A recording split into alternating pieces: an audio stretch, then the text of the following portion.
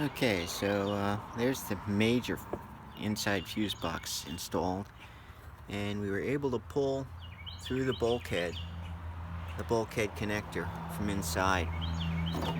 That's right here. There's still another fairly large wire assembly going inside, and we found that behind the side plastic here is another electronic box. I'm not sure what it is yet, but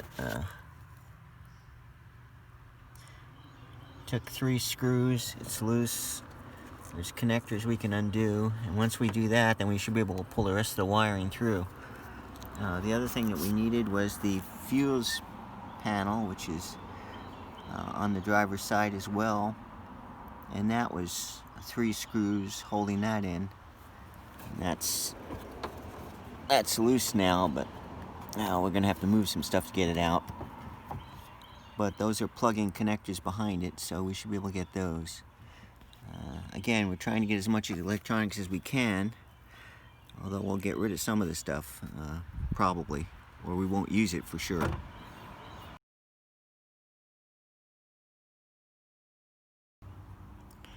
Okay, so we're about 99% there. We were able to pull out the junction box. That's there. We have disconnected. We took the spark plug wires off too, because we found if you've got something that'll catch, it will catch. If you want it to catch, it won't, but if you don't want it to, it will. The exhaust flange bolts came off.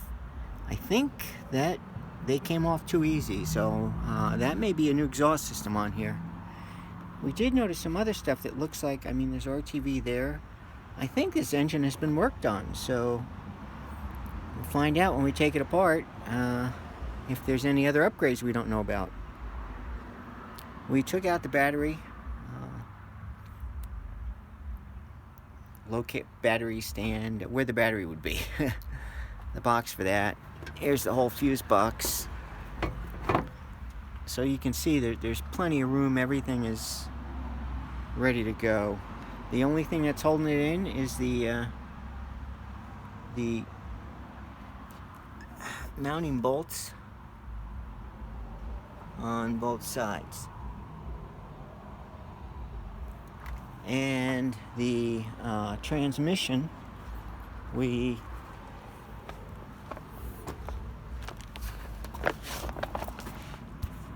took out the bolts that the long extension bolts to the main body, and since we're not going to use that long extension, trying to disconnect the drive shafts and pull that long extension through and out doesn't make sense to me. It'll be so much easier if all we're trying to pull is the engine block and this short section of transmission. We still have to disconnect this fuel line here, and those, you see 3 bolts here. The others are all removed. These are loose. I've just left them there to help support, keep the transmission pieces together until I do the actual pull. When I do, then that'll be that. And again, since the flanges are disconnected, there should be a lot of room to get this out. It should go fairly easily. Famous last words.